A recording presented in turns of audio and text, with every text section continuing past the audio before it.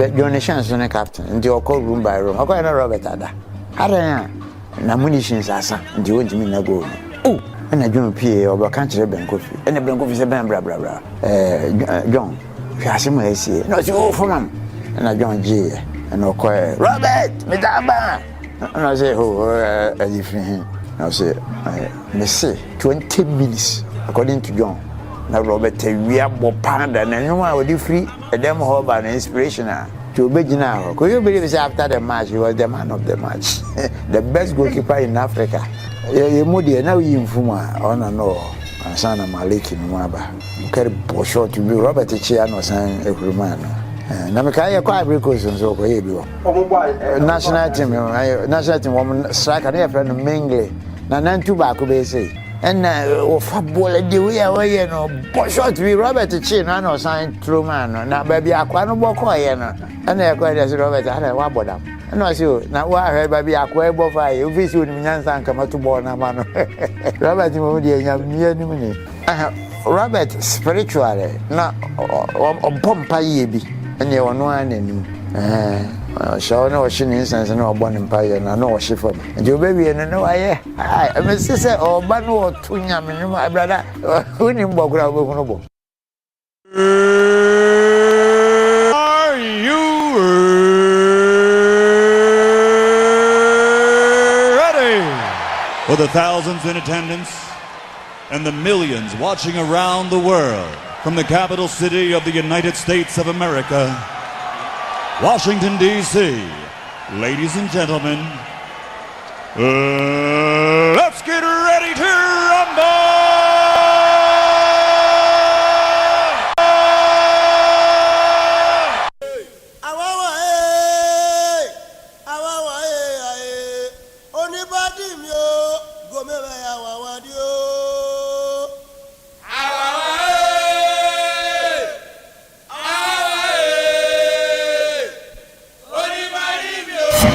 Okoman Radio 97.1.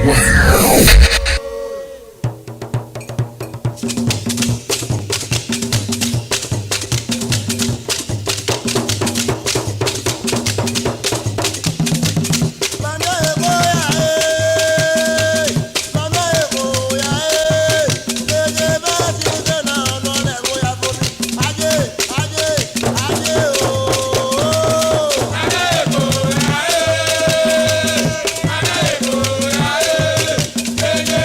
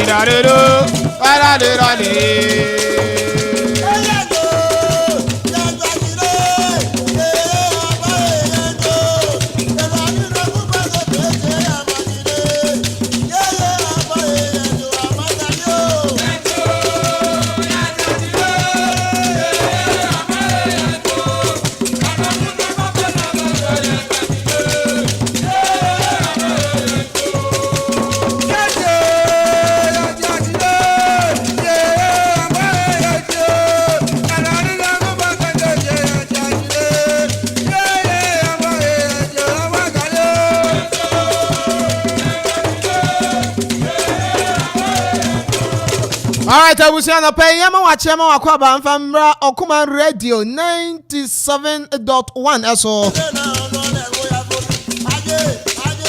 Emra so sa yetena se agudie mu nsam yede bedan wo ensam na dawson na so ne se fata no ena anopa bia yetena se ya yede eba ya boaboa no ama yede nyina so etumi ede eba bedan wo yebekọ amanane na yakwahwa amanane nsam kakra tad bit around the world of sports ebeba na nyame adum a games ahuro enso eyade a ebetumi abaso Sanso ena oba Ghana ha. Last but one game let them bet power Ghana Premier League no. Weekend way and so ba so den pa. Ebe uram na ya hwen sama horo a everybody ba. Amane transfer window no store. Rumors. Any ho ensen sam no ye de ba. Cristiano Ronaldo akasa de afa the future ho e Anasal. Ebe uram Karim Mustafa Benzema and also some no latest a woman and also yet the beba not one send yet and somehow really be a kekahua and ever be doing comediama war both amanone any if ye and someone in first issue no and not yet to us na ya so another if you come on by more the senior national soccer team, the Black Stars of Ghana, call up by Yankasa. Coach Chris Wood, assistant coaches, no monitor and GP na venue by venue. And so, still now, yeah, one player, our local scene, or call up. And Nina, you better don't come out the amount of watching the Black Princesses of Ghana almost soon on fair for free Nigeria almost ending bro in fish and do no Waffle Zombie and the 20 girls cup no fanas no so baso we no na ye bedo hon come dem me dinner the pastoral paradise me tremu dem AK our ham repam ono so beten nkan probably asante adwa popo ho na mamu na atachire ena ye den hwehwe no enso etumi e de eba ah wa hu se ni a eti ye wura ke bi ena fe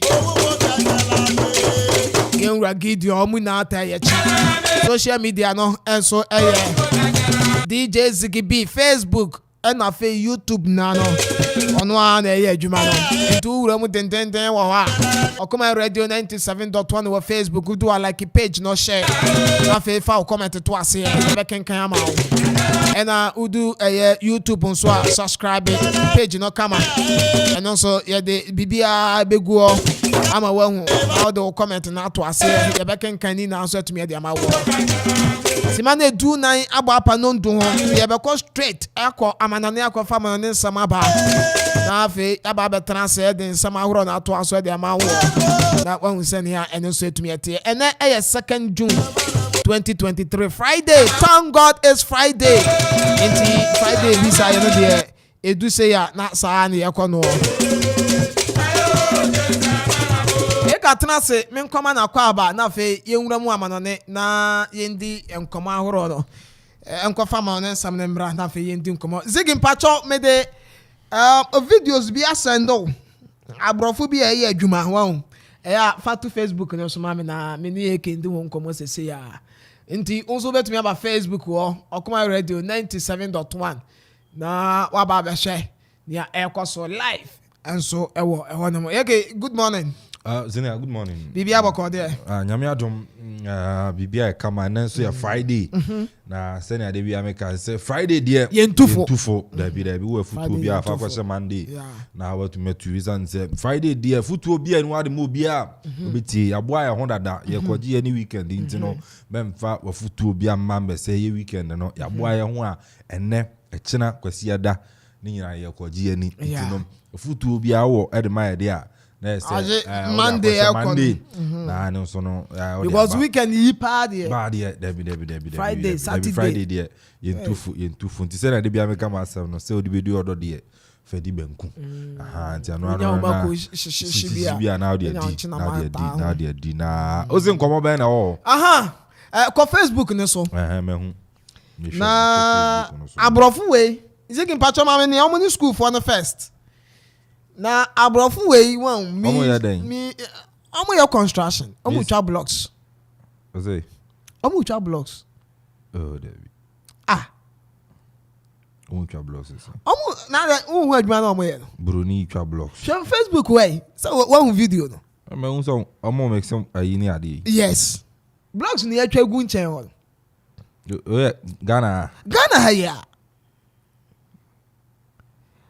na ade we happen wo Okugwa hey Okugwa hey ufri ha ebru da Okugwa bia me sunsu se bia na bia mo boy project o school nim na me ba na abrofo na eboa abrofo na be project na abrofo no ye students was it university students okay omo wo amanone ho ena ya to amaba Ghana say omo be project and the assignment at school ndia mo say omo be no so mo twa blocks say project ndia mo minim say omo ma Africa ebesia yen culture no omo ma Africa ebesia yen culture no na we ye nane na nsam ni school for no me free me fie be adwuma me nam school mu oh okay me ko me fie a me nam school mu to ko to so yes it me ko to so me am try video yi oh okay you trying to find omo ni student no di agro omo bampe ebi ni zigi pacha o de fato suma me ya ni mu de omo ahwa anti omo ni mu ye ni tsira wa fato suma ye na omo any student na ebi bampe ebi nso ni omo bo sa agro na omo de omo nsa ebo omo nsa yam na omo ye nsa asa Robert so de omo ye no nso bi na ohwe oburoni be ma ba ko a sani a wotu ni nan de bampe no e ka esere oya zigi for video de to so be hu fanto so na Amanfo Facebook for omo mu se ne tie ana anopa yi a wetu we blocks so dey no kra na me we amuni student ne dey no etu hu se ebi aye kanko a omo de omo nsan bo omo nsan yam as omo di agros a no ana oba ko nso ana obo ampeni wan se ne style no 29 no obo ampe wan style no 29 I was on Facebook na be hebi na we project ya small omo so omo na meye and down the report be ko omo ka de si nchen ho omo fi aburo chire be bo ampe o Ghana ai omo be ye omo be suya ye ni omo wo kromu a say ampe bo broni e ampe nkuya broni e twa plenty be bo ampe o Ghana o say na basic school for omo ye culture na okrede no e ko so wo sa Facebook for ye broni pete o Kwame. Oh yeah, we no drop mo comment no. We drop comment no. Mo drop comment no. Mo say broni afi no krom be bo ampe o Ghana. Yes, broni afi no krom be bo ampe. Afi no krom be ampe. Na construction dey na ya no pay ya. Ape no mucha blocks no. Construction dey no. Na you tu am ba dey na say who be your project what dey betu ya oka. Construction dey ya no pay ya me be dwuma ya. Na me do ho broni kita shovel. Osan ya de go he baro. Broni su twi he baro. Te be betu ya no ka ba. Ehwie anwea de go ho. Te me hu abibifo bi su wo. Abibifo na ye adwuma no. Abibifo no. before no na eye adwuma no okay na obroni no omo abase so mo besua interview before na jam omo na sesei omo na eye nti akoye se omo ye supervisors before na ba be supervisors Ghana fo no abe supervisors na workers no but they we mu dey say nya dey omo we cement no o da be omo ye normally na omo eba ni say na omo ayo omo yes adwuma dey before na omo dey wo omo to me fa biba Akuffo baby before dey omo to me fa but abrafo dey nya dey omo fa and but the workers we wa mo bra nyuma dozo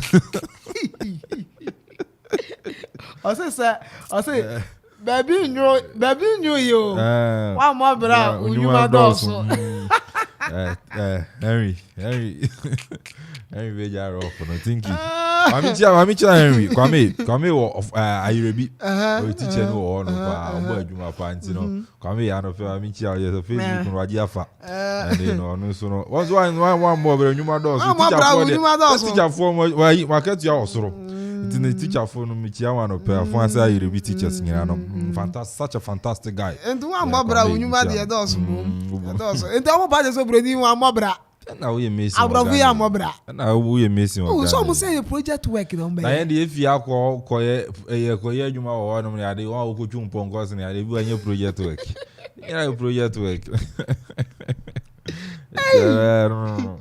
wow eti anope ya abrafo no me ba omugu so de ne ba this time omu wie omugu so de by day no mo we be 5 o'clock 6 and you know one pan so me ban so na cement egu no be say 4-5 cements omu di ba count so na enra de na kai na no pe wo twa ntina anope o wa ku tu ya be count wo say nyizi o manga nem what technology obi e wo mo Ghana so o se e chana any ni ka obi a o se Ghana wo ko pa di am ya kan na e che blue no so obi a wo ko site ya wo sisi ada wo me wo mti no obi a no be konsu yes so what there for technology na machine akofa se ya ba no wo twa blocks no wow wo ko na won se munyana wa onye hu hwe nti no na enra mo fra no ko cha no mo wo hobi omo ko hobi na o hwe ba ko nante ya pa bi hu se guys ni bi gina nche baby e se produ we di wo hwe na obeye don pao o ya so di otu di na ya also we to say yeah assassin nenya o to also we hear say o to say o ma fa le to oh David I say I got for this wo ya kwa ni nenya ntino ya kwa ni because that park na da sa kwa no o free the wo kwa ogugwa sa park no hwe park na broni na bso onye papa na nti ya papa bia nti sa nti abuza dia over Facebook abe twegu wo ho no ma still na kromu sambia ni ho oh amangana sa ayi amangana wo mze se dan akuma wi le shi udi e chiri kakra na se by election Amanfo so machines na de koye kwan wo na anche isin so si junior by election be koso asen off na no so no machines akogu a je se Ghana de yem fa yen hwinti no politicians no sabepe ti omo so ya kwan because of by election ti omo ya kwan omo asen off won so ya kwan repair machines go so a che Ghana de sabepe nti no no ana is it the MP in one ya kwan yo nti no enche be fia say yi on 1 ya juso o some dem MP o ye na Akuapem of the say ya de ya juso infuturo na eboro yen ya infuturo ni ha o ye ni MP but say infuturo ni ha o say ni nyina tutu porto say dida kromu ano ye man ho so ye de infuturo ye ni MP ntino me expect say anka parliament me anche really dina a petition the ama parliament na ye declare Akropong-Akuapem vacant na nka ho no so ma ye answer by election ye ni MP say okostando a enye okostando baby mi hu no o MP obi otie me obi a wo Akropong-Akuapem o kan the last wo hu na MP na ye ni bi te so won kran Oni bi antontana ontino na ye declare the vacant na yen say by election and ebe ma mpuntu aba ti ano so no antin ye ni MP no sinti kakra wo krom no abo didi me ba mi nyomu bi di e okay there nyomu bi di e nanka me fa ayiwo akosi ansa no na no me friend no so akoto emu bi ane me am sister Lisa. Me do na Lisa ya mu susuro. Dia mu nyina bo. Ono ampa no. Anu musu aguso.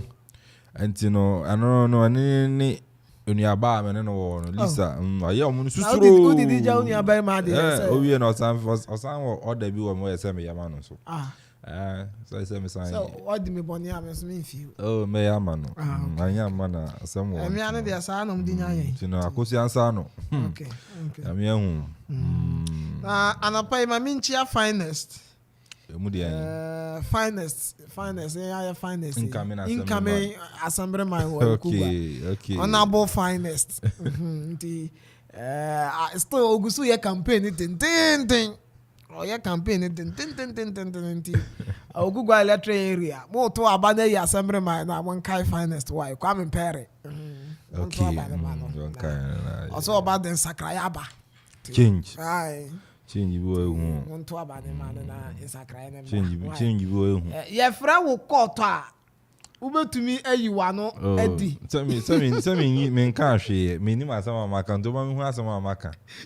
Na anu yi bi wo ha me so me de aba. Kwa me. Court abetumi ayiwa no de. You know thinking asama ma me hu asama me kan court se mo na. Ye ni MP. Ye ni MP Akuffo of ye ni MP. You know. MP wo ha. Anano mo so ma yun, anano mo nkasa, ye ni MP. Ye ni MP. Anano mo nkasa mo na. Yes, ye ni MP. Because your MP anke be hu. Your MP anke Akuffo of ye be hu. MP constituency nem ti. Ye ni MP. Mama MP mbra. Baby okwo baby amu de na no mu nim baby owo. One friend mbisa se. Na honorable Owen. Honorable bia. O man for no hwehwa wo. Honorable MC bia wo ye ni interview na. Honorable na man for se omuhum. Say Mungan John se mewu. Mungan John se mewu but minyane ameba ntino. Ye MP de sabi ohun ye MP hu ye ntino. Oma ye hu baby o. Oma ye hu baby o. Man for na na epe na hu no ti o bra na. Amanfo hu no keke. I was here, you remember, Yakwa man, and some way, no young straight. Clement Opare, I'm listening from a day. Osign Broom. Okay, AK, please calm down. Greetings to all Osign Broom guys. AK say MP. Now I can't say MP no away. Calm down, Osign. Ye ni MP. Akuffo of ye ni MP. Ye ni MP. Nipa say MP ni wo. Clement, when was the last time who MP? Akuffo of MP. When was the last time who no. Clementino pa. Akwa tutu okromu anofi. Ataja ofi manfe banyina akwa tutu a befa kroma porto se de da kroma ani adisuma na mkromu ya wampi anka kwa mbi tutu wampi anka portos ni sumbe okromu wano so be ntisa so be ne da wona onye ya u be se ya mo abasa na se ya no no pay my money santi MP ni ho Akoman of woman no for ma na Friday one kan okro MP ni ho na Friday Friday. Enti abusia ye wura mu na ketua bi no ye de ma ne nsam na so atumi de aba na wahu san ya nsam ahoro no enso atumi atie ye ko straight na fe yakofa nsam no enso atumi de aba na wahu san ya tie ye nhyase emfam free FIFA World Cup under 20 mema no akache eguso ekoso enso wo eye Argentina mamu ha enye efediagro na wudi wani kire mu dia Gambia ndra omo so ni Uruguay edibo ani e ba wie no na Uruguay ashe Gambia na kano ba ko a omo ntumi anti Ecuador enso any South Korea edibo ani the boy wo my South Korea omo so echi Ecuador eso omo kano miensa e ma Ecuador man no etimu mienu am no ka say the quarter final no atumi ahyehyɛ ama ama South Korea wa qualify ewuram ewo quarter finals anso eno ma ni din edi Uruguay wono so qualify enso ewuram wo quarter finals a wa kwakoshia anasa wono so ekoka aman bi te se Italy, Nigeria na fe Colombia ne Brazil enso ewo quarter final hono ma anope yete won di ama wo na endra wodi wani chemu CONCACAF am Champions League no one game enso so Club Leon enso ne Los Angeles FC ena de ebuani na Club Leon eche Los Angeles FC eso ma economy no amutimu ebako enso ewo CONCACAF am Champions League no enso yemu Bundesliga no endra one game enso eba so Stuttgart enso she kamiensa editia Hansberger SV emo so entumi antibi eno eye games endra eno so etumi eba so nte yenko Facebook anopay na yen drop a comment no enso hon koma huro ye die nyina no enso ya de ekoso nte Facebook Okoman Radio 97.1 na wo Facebook do like a page no drop a comment ye beje bracken kan afa share ma obi so enya bie na ene ewo Italian shira ano one game enso ebeba so na Sassuolo 6:30 p.m. no obato nsan e de afra Fiorentina boboko no so e de abane no ye game a eno so ebetumi abaso Saturday matches awro no enso ebeto aso ewo Italian shira ano enso emo eno so say enete Torino ebe she Inter Milan 4:30 p.m. na Cremonese ene Salernitana boboko ni 7 p.m. amabo Empoli ebe she Lazio eno so 7 p.m. eno ne so mo betumi abonte kai national so enso etumi enfema me ewo Italian shira ano enso emu anopai yeti san komano nyina no enso etumi ade ama na wawu sane yete on Sunday matches na beto aso Napoli 4:30 p.m. be she Sampdoria AC Milan enso be bo Hellas Verona 7 p.m. AS Roma and Spezia be bo 7 p.m. Atlanta be bo Monza boboko no Sanso na Lecce ne Bologna and so 7 p.m. Udinese and so be she Juventus boboko na so 7 p.m. on Sunday tikai national so and so to me enfema me say Italian shira an games awro e be twa guno na no pay by justice to me ediama e wo dwumede no and so afeye fe ne chebo e wo other games no na ehu sane hyehyɛ no and so to me atem e wo hono modia na ochira wodi wadi so akire mu e wo eye other games e betumi atogwa nyame adumu a wo chira eye Saturday no a and also say elebetumi akom enso dia fa FIFA World Cup no under 20 World Cup no matches no enso ya de ebetumi atoa so watchna na say ena hyehyɛ ne te de ma quarter final games no and also no impenifa hyehyɛ ne kama na odi wade achemu dia na sa matches no ya de ani na no betumi atwa gum emrepam na oma hyehyɛ dim se nyoma betumi akonkan enso atumi de ma games ni na no enso ewa ho de ma no pay yetu we de ma 2 games ena eba so ya Israel ni Brazil 5:30 na sa game na beba so na fe Colombia almost 9 p.m. no almost Italy and so a FIFA men's under 20 World Cup no send your team and so our Argentina crowd mu ho and no pay yete ho and so to me dem on Sunday yeah shot the 2 games no and so at South Korea 5:30 p.m. we be share Nigeria man no so e dia boy na fe US of A United States of America and so be share Uruguay no so e dia boy 9 p.m. no e matches no send your team e wa quarter finals of U20 men's World Cup ekosom e wa Argentina no ene hyehyɛ a etia no peso yeti ho de ama wo e wa French League 1 no nyame adom a wo kyena games no etoa so na 10 games ena ne so etumi aba so a enya ijikura na do wani kyerem a na say ye wie bibia simultaneously 7 p.m. ena sa matches ni na no eba so wo kyena AC Ajaccio omo be shi Olympic Marseille boboko no ozo ene Lens abebo Brest enso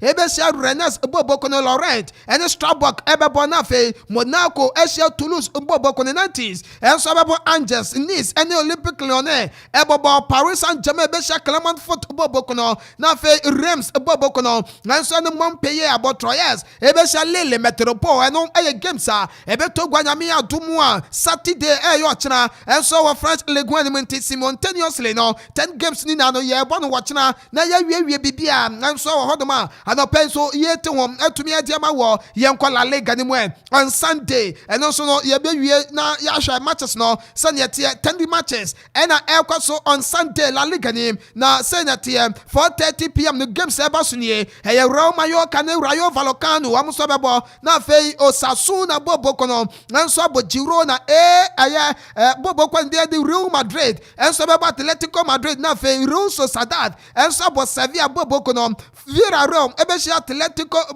Madrid bobo konti Real Madrid ebo Atletico Bilbao and a Villarreal and so ebo Atletico Madrid and Sanyate 7 p.m. Real Betis bebo Valencia Celta de Vigo ni Barcelona bebo Elche bebo Cadiz na fe Espanyol and so abo Ameria bobo kono and so Spanish La Liga Santander no nyame adumwa Sunday games ewa hono and yet when they are German Bundesliga no Monday 1 game and so baso Hansberger SV omni Stuttgart bobo na ebo ni na ye playoff yesha ni awobeko relegation ewa hono and drama 1 game into second leg na baso Monday 6:45 ni awobe lose no ono na awuram into relegation and sanyete and so ewa Germany Bundesliga no emu anope yete won and so to me etiama wo afa yansha ne konkwashen koma horo a and so ekoso ewa Europe ne mante so yetika no yewura mo Paris Saint-Germain omo new kita omo so to me dey about to abonten home case no for next season PSG and so dey about bra Facebook na be share sanyete FPA omo kales na no mayisu na this time around no Osha Sanya Violet no na say De Bruyne no tie na say da yet top and down ni nyina and the wine color no and so fa shirt no anim sa and Qatar Airways no and so egu anim goat no and so egu nensa no abetre so nte okọ Paris Saint-Germain shirt no and say new jersey for next season no and then the about beto abontina and penso ye de ma wa say ye na yanko 8 similar no so fam na so de yanko nko say ye bra Facebook Braba AC Milan almost kit no sanya next season de euramo goalkeeper ne jano and so ye green ni sa deep green and light green no and so sa bia and so ye fepa na oba ye players no and so de na say kokko no ani tuntum no de him and so we just ni ma kokko no just color no na from the tuntum no aye lines bi ewom tuntum ni na no kono ano sa and afa ne nsa no sa and a badge no and Emirates fly better no and so much try to him and a Puma so ashen so dey ni musa and entra no so ye fit ti oba AC Milan and also okwan o mafa so and so design o jersey next number share no so ye fe kama pa and so what man pay yet ho etumi adama e wo djubedi no and so ma wa wu send yet and so what man AS Roma supporters no omo BC referee dey Anthony Taylor emra no so ewura mu airport na okwa plane na fe oni na busu oni na yire ne ma omo kofa plane no omo de omanya chemu England bra Facebook ba share okoyam AS Roma supporters no enso tumi ya referee dey Anthony Taylor na owura mu no nso okita bag eni na busu afo ne yire ne ma ana oni omo ekọ na Roma supporters no ehia no enso we airport wom na ndi omo person de omo nsakeka no ni na emu no na police for so ho a omo so guide referee dey Anthony Taylor enti oba wusa ne yete AS Roma and omo supporters no enso etumi abuse Anthony Taylor enso we airport oni ne family emra omo kokwa plane na omo awuram enso we England krom ho na omo so abom ho adwa after say omo be di game e call so we Europa League final no na AS Roma enso any boboko ndi Sevilla eba wie na Sevilla je trophy no Roma supporters no still omo te omo hwase a and then you referee dey Anthony Taylor no omo so etu ehye so enso ewo ye uram was airport omo so no etu ahye so de dindin pa na police form be mu am anga wu se Roma supporters e omo bonhwe inkongwa nyina na etoto no dey bra Facebook be sha de inkongwa nyina na etoto yo ha Roma supporters udum say finance we dey ayom ya pa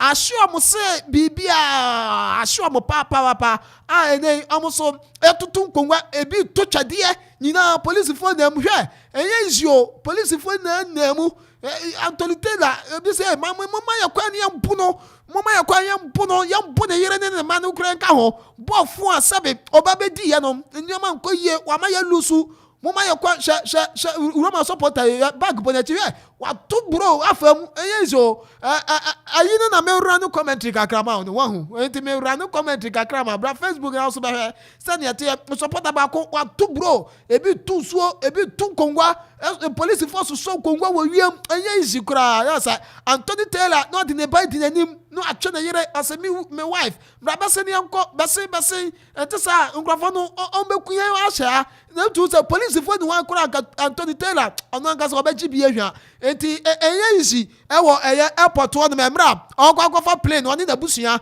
na omakọ England after say odi game no nso tumi wie ya Roma supporters no enso ni abre den pa enso hoduma hanopay ye de san komana de ma wo na yenko ye Paris Saint-Germain club no so akache kakra na Christopher Gattier enso ye PSG manager omu coach papa no wakasa kakra wo ya confirm de aba o se Lionel Messi Kutechini abrante no obefri Paris Saint-Germain bobo konim after season way na the last game a wo bom edema PSG weekend game a PSG enso ne Clement Foot airborne no eno na be Messi last game a obebo edema Paris Saint-Germain bobo konente ene Christopher Gattier wono confirm de aba as abrante de Lionel Messi Kutechini no wono so be free bobo kwade ene Paris Saint-Germain no so atumi akọ eno yen koma eba na ye ka Messi ne won sam kakra no yamhwe sene etie enso tumi de man so far no 74 games ena Messi atumi abo ede ma Paris Saint-Germain bobo kono wa 32 goals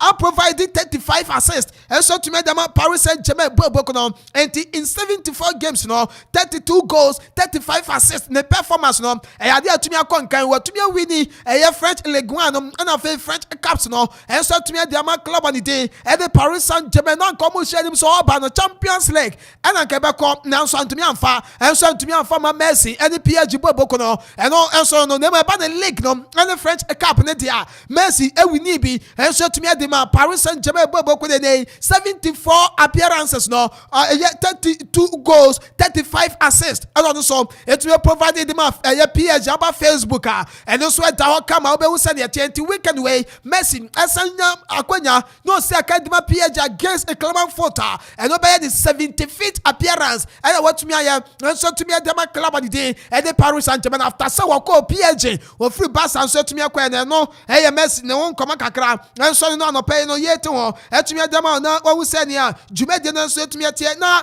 Arsenal brand de Bukayo Saka mami Bukayo Saka on Facebook abusia brabasha na we free England akopem wo Nigeria Lagos and Bukayo Saka akodu and then okodu you know about the top white down no try no so white and afei wo snake and shine and so you white and afei odi gina ni videos and pictures and so e we Lagos and Mountain Lagos no Nigeria and Bukayo Saka wano so akopie mu a wano enso akwakobo holidays ne kakra se ni chief in Nigeria no ankasa no Nigeria ni na nchi kakra fi England ene odane no dua broni si akan edama the three lions of England enti England man no eno bought the national team there but ono ankasa no ono so free Nigeria enti na branch no holidays no season ba wie no wa be piem enso Nigeria wa hwe dim se bibia betumi akoyie enso tumi edama no wadwube dia woro no so edie mo Ghana ni branch de Daniel Amate ne contract with Leicester City ba wie me no ka said o ye free agent report about and say Amate urem e wo Besiktas bobo kono akache ono so akwasan contract atumi edama Besiktas bobo kono eno eyan koma efru ho enso atumi ade e ba no pay yetu ho enso atumi edama wo jubede so ti yewuram na yenso nsam no ana pay ni yehwe se ye be yini na kakra enso atumi ade ma wo na wahu sane a enso atumi ekọ na udwani kiremo e wo reporter enso atumi abeba abade Karim Benzema abrante no akasa o ene wadina report and also set no to Saudi Arabia no Benzema wadina waso no ogusu ebo adwuma enso tumi adama club and the Real Madrid the Karim Benzema sa Madrid bobo ko de won free mo because abo adwuma edama Real Madrid bobo ko na oso nyaaya na ka Saudi Arabia for 9 years for the top boss next summer mo na nkono Karim Benzema no aba be ye adwuma enso tumi adama bobo ko a ni dey enso ade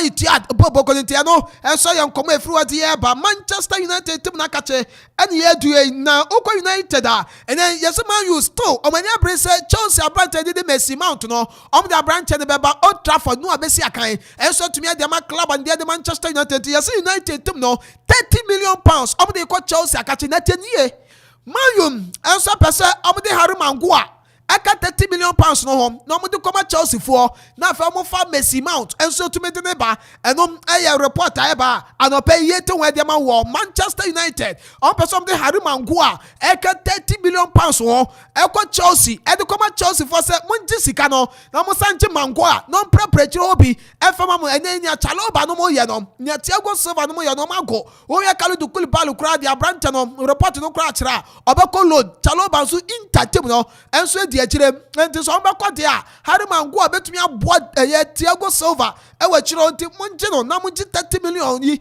enka hom na fe mo ma ye Messi Mount e no ye nkoma man you team no enso asha se dia no pay no ye te hom enso tumi dia ma wo enso Manchester United akache na Declan Rice Bayern Munich andra mi Declan catch us 100 million pounds de ko bobo kwa the team 100 million euros mo de ko bobo kwa ni dia de West Ham so akache Akuffo branch na ba ama coach adi team ekura de Thomas Tuchel any Declan Rice etin komo on phone nemom anope ya nya eba enso ne say latest no and say Declan Rice esa branch no also nya in ni mu a obetena akoso esi akan enti no ene offer Bayern team na de eba no ono so tumi reject offer no wasnob move no ama so person tena EPO name no no so akoso esi akan enso Sam Allardyce obekai wono na obefa Leeds United team no every season na beba wie na nko mo so offer omumeba season no na nka won kam nanso osande omko relegation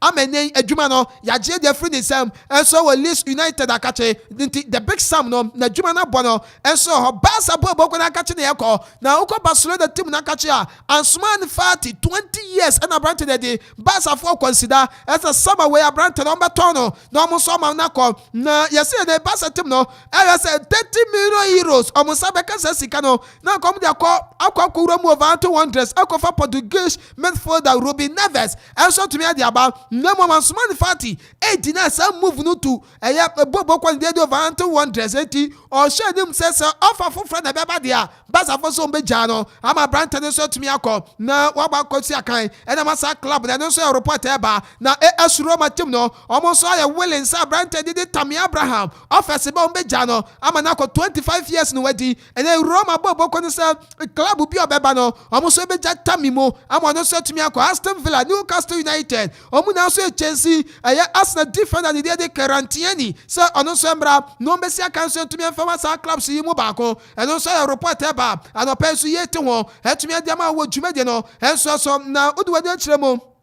enso ewa ensanfo from Manchester City akache no abranta ni Joao Cancelo ni move a okọ PMO Bayern Munich as a loan no and then Bayern for so share them said Abranta Bayern permanent and so to me the man no wesi akan akoso the man Bayern Munich bobo no Manchester City ho no Abranta then and so the Matthew Kovacic 29 years and no wedie na Man City share them say on finalize Matthew Kovacic deal no with Chelsea from Abranta no and so to me abam no babesi akan and so to me the Manchester City bobo no and no yam come eba na and me the two wedum say Abrante adidi edefo nevo ono no okopia mum enso de ma Inter Miami no ne modem no ense dan ko yeye enfema Inter Miami bobo no 15 matches awabo no walusu fa 10 enso ewo ho entene no empanifo ese nyoma ense dan ko yeye na okasa bebre se supporters no nia ekoso no omo famra onu coach no so na mo anya players no so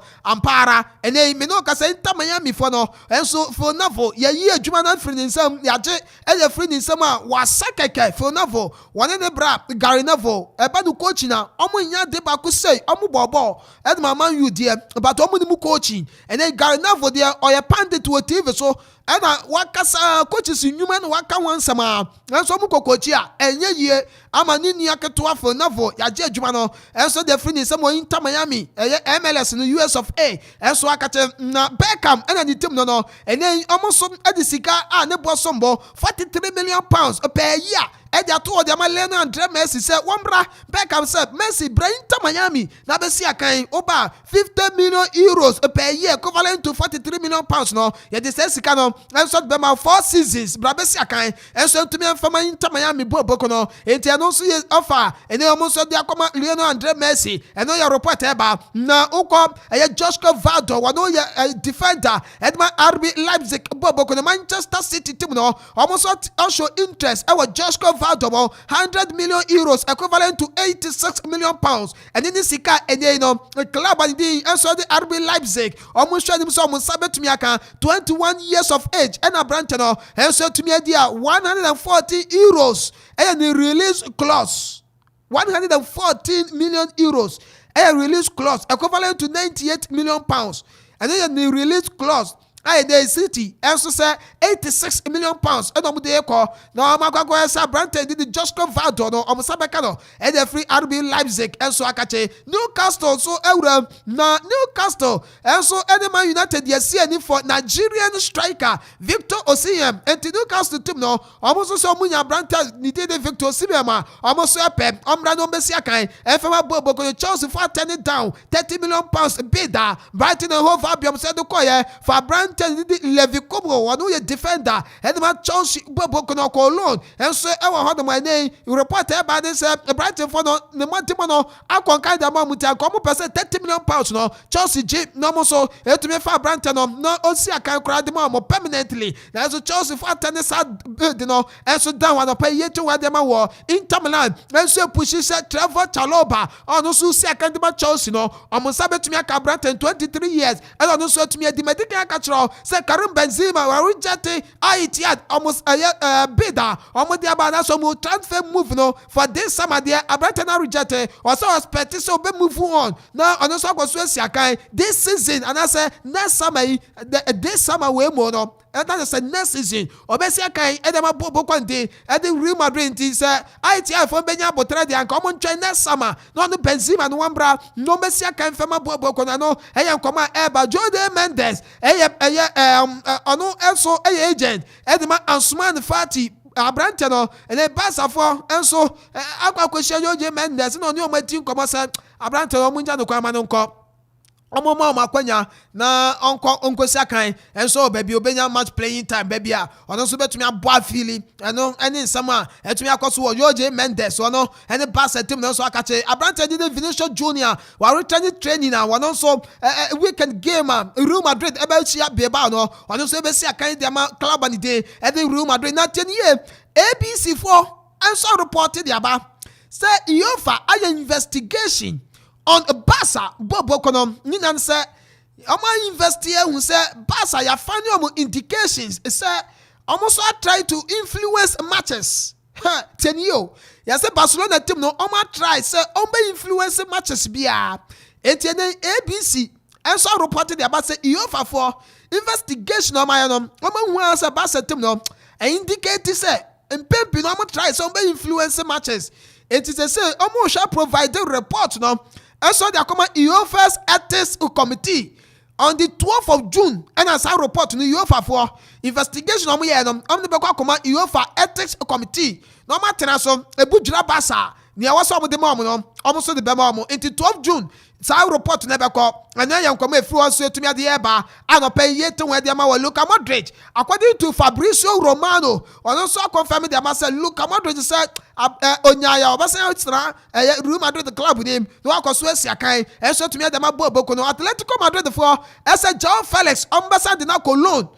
Now I call bomb at the club of floor. Likely, sir, Newcastle, Obacom, let us the Newcastle for the Sonia Bray, sir, Abrato Munyana. Amoso epe eno eya report eba Brahim Diaz esia kai de ma AC Milan bobo ko Real Madrid the force this time around Abrante no abin enti omo show him say sama we obakoso aba be sia kai de ma bobo ko de Real Madrid omo ma ne nko AC Milan biem na AC Milan epesa down omo ya ne permanent no so koso esia kai de ma omo na so omo say ye wa bolo no kakre ye wa bin enti ombra no be sia kai fama Real Madrid bobo ko Ronaldo akasa Cristiano Ronaldo wakasa wa confirm the about or the intention to remain at Al Nassr no high na speculation eba so no so be returning to Europe or say I want to continue here.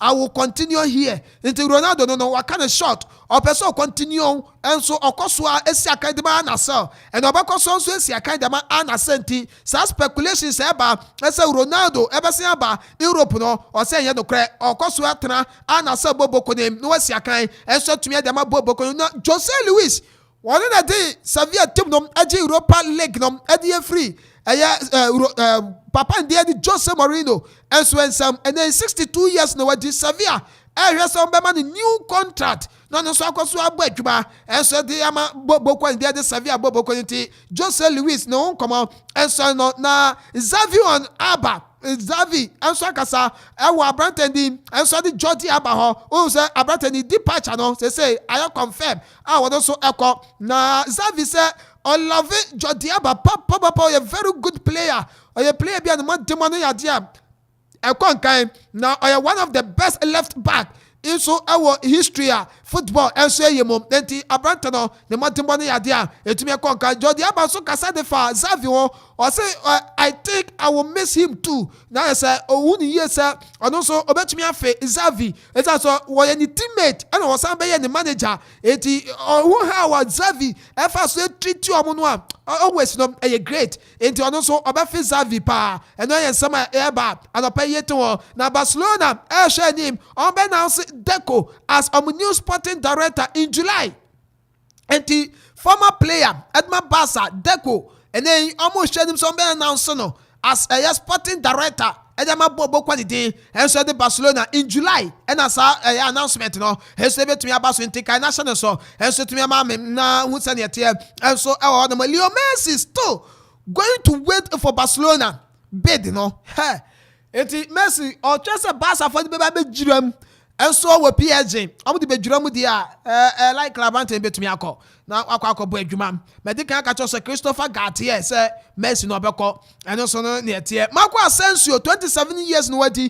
Wa choose Paris Saint-Germain so be join PSG club no. Na Aston Villa so penal na so say and then the contract with Real Madrid abawe ya. Oba join PSG. No akwakosi akan mo edema PSG bobo ko no yensama eba na Abrantani de Lucas Hernandez or left back edema Bayern bobo ko also 27 years no wadi or pese also free Bayern bobo ko no na report eba say PSG for optimistic say omegwa go fa Abrantani no etumi aba no aba be si akan edema Paris Saint-Germain bobo ko no enso ye ne eba anopa yetu we de ama wo na Abrantani de Kim Min-jae ono defender the man Napoli man you say Abrantani Mudinachi pa PSG betogwa so Mudinachi and then so Santo no PSG fonso ade atonso ma na say Abrantani mani Dinachi bi ye de akire say krokro the job no mo ya ye behu na ye de ho nkomo na so atumi de aba Hugo Lloris 36 years no adi ono and so enkan no a goalkeeper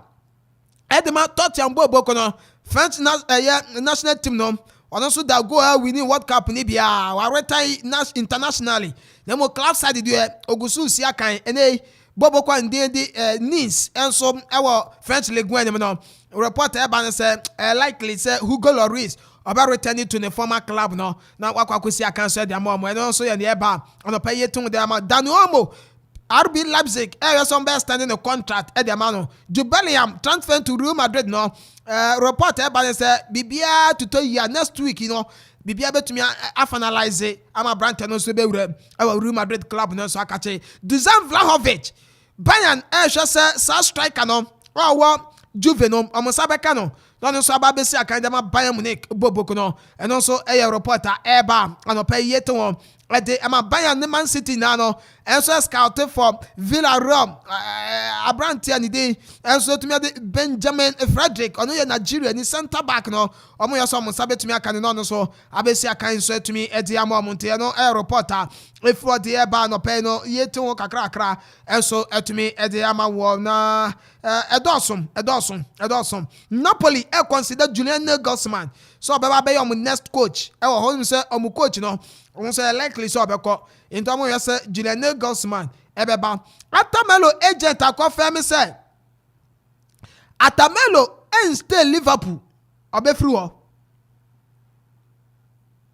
enti no na yase na nkobi ehwe se so fi Liverpool dia nkobeko Juve Dennis Zakaria abrante no ono be return from Chelsea akọ Juve into obeko Juve back abrante didi Atamelo obebre into yesi ene no Atamelo agent ne say abrante be fi Liverpool but on come back to Juventus eno enso ya reporter if you dey ba anope yete ho etumi ede amawo ewo Jumedi no enso na PSG made contact to boss Christopher Gautier.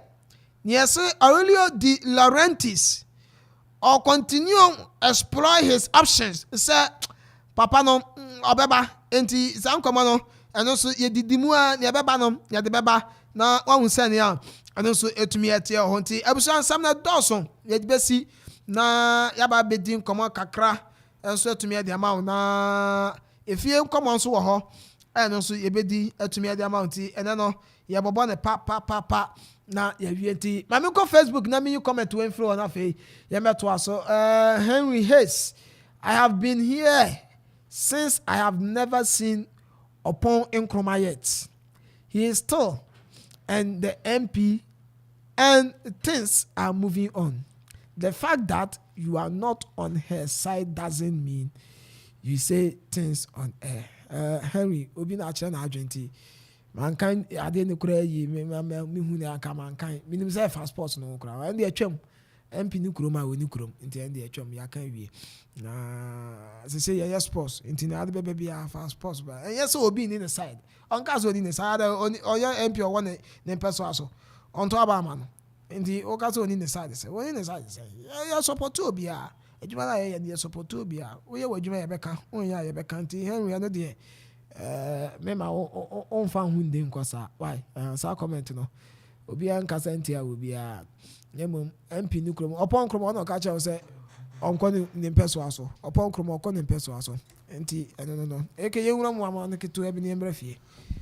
All right, so ahinchia Okoman Radio etifo anope na also joining live on Facebook on on Henry Emini Akropong, you know. I mean chiano often say I be teacher ni papa ntina pay minchiano na minchia mommy's joint abena mama anope michia on in edge phone nyina mo amudidi wo nyina so anope ichia mo na machia akosia of akosia ansano akosia ni awari mi nyina na still michia anope and gifty ala feel so no me abia wa ko Lisa yes on so me chia na sister Anita na ba yago and so na pe me chia wo Pentecost opposite pair won abie ma wo ti show no Amanfo nya no me chia won so papa sister Anita on yago na pe me chia won na enji se me fan krama o oba pa of oba pa cuisine oba pa say ne sorry show no so ohun ya chinti no obezo ohun na no go fan of me heavy. No, yeah, mema me masi ya. Oh, yeah, yeah. Good morning, come on. We are heavy. Heavy, papa. Madam ya micho ko shake keep cool kakra. Ko ba adwuma na back aso abaye adwuma na bia na ade anteni. Wa ba fie. Nti no madam ya miche. Ala ve michia o papa. Solo ye nwura mu na yending komo wa manane na ba mengra mu wo Paris Saint-Germain team no issues are if you are and so na ba the club itself coach anidin ade Chris Gaultier, Lionel Messi and Chris Gaultier and Christopher Gaultier on and head coach and so on PSG are confirming say I idea Lionel Andre Messi and so Ebefi Paris Saint-Germain weekendi ababon the last game they are PSG ebra one Clement foot and so ebebo that will be the last game at Lionel Messi and so ebebo anyama PSG team no. During the season we also saw issues about between the club PSG and Lionel Messi ebra Messi and so no eco holidays kakra el Saudi Arabia not so correcting them oko play ni role as an ambassador for Saudi minor ama PSG antia since the release Babon since they've suspended Lionel Messi for 2 weeks. Messi came out to apologize I was Asubano no so dead in my PSG train one suspension then a sign. But that before that, Lionel Messi, Papa, George Messi, and OA Messi, about Bontin, they bet to go at the end of the season, Lionel Messi before, and a confirmation about Messi bar PSG 2 seasons, Muna, Waboy. And for me, Obibeka say, you said they hold the Lionel Messi and you know FC Barcelona and Sa, our year PSG. This season in all competitions for PSG, Messi scored about 21 goals. Provided about over 20 assists. Yeah. And so it tells you that contribution, total contribution, was a little, and I said, extra 40 a goal contribution. So it tells you that this season, the more money a day.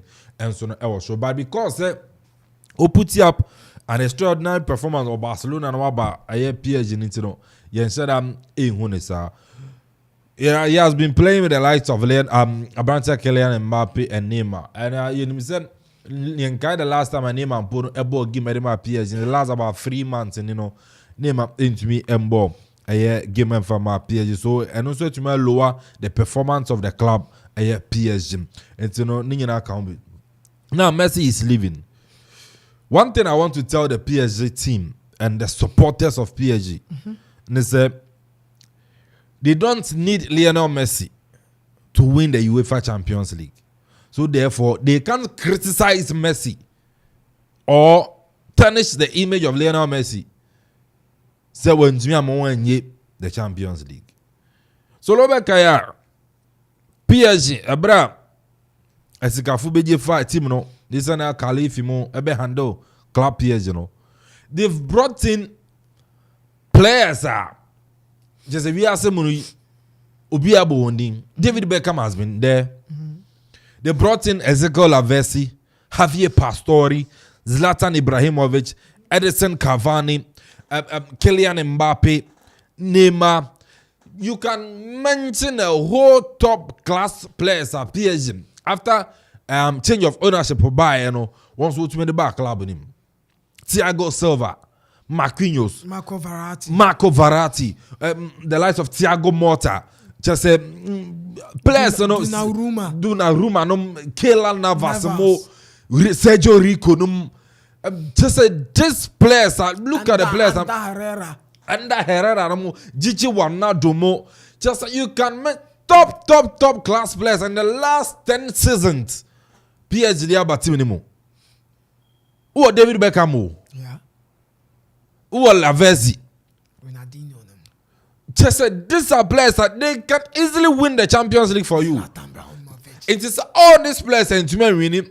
Now we expect to say Akuffo Lionel Messi for Barca and not say Akuffo Messi by him.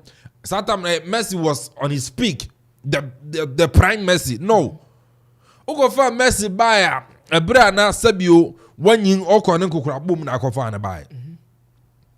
But you brought in a map and all 20 years. You understand? Who name our so you expect some come maybe win champions. So if say PSG and to me win champions, they shouldn't blame Messi. They should understand and know that the fault is not Lionel Messi. The fault is not Neymar. Or the problem is not from the top class players or the problem and the fault on PSG as a club and how they do their things in a club and how they run their system or the system is being run as PSG club. No? They should sit down and understand that. There's an Khalifi and a president for PSG. Mipewe Makoto. Mipewe Makofanaba. Yen man and yes, and no contract. And you de Maria money. Andre Rabiot. Kingsley Coman. Inti se otra as a president now feel say player mepe Miyama Kofanaba. No, but not the player doesn't fit into the system of the club. You get it wrong. And also the science, no coach be and far DMco. Yes. No choose players. And look at the number of coaches Soriaba. Carlo Ancelotti, Laurent Blanc, Mauricio Pochettino, Thomas Tuchel, the Christophe Galtier, Etmi Abba. Solo. These are top class coaches. Some of them have won the UEFA Champions League with their various and also with other clubs. Some are coaches. When you put them in a respectable club, one system a good, one finances a good. The system runs, they will win the Champions League. Pochettino, Tottenham could do grand finale. So how can say Pochettino ain't me for PSG and the Champions League? Or name Mbappe, ni Verratti, ni other players. So it tells you that the system of PSG running. And then if you want the Champions League, you went to the grand finale with PSG. The following season, Chelsea. Thiago Silva went to the final with PSG. The following season, he came and won the Champions League with Chelsea. Lionel Messi has won the Champions League or has been winning the Champions League with Barcelona. Or Babeji, when Tima Mameji PSG. Neymar won the Champions League with Barcelona. When Tima Mameji PSG. Monaco, the days with Kylian Mbappe, went to the semi-finals with these young players, Bernardo Silva, yes. Fabinho, no many other players. So it tells you that it's not about the players.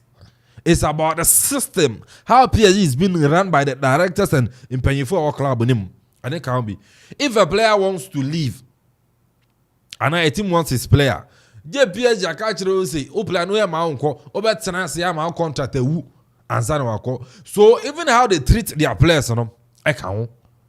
How they treat their players, I can't. When you go to Manchester City,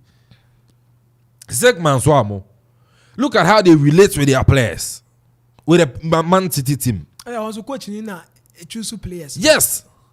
Look at the Real Madrid, Fiorentino Perez, and the Madrid players in relationship at Barcelona, Joan Laporta with the players relationship. You're saying it.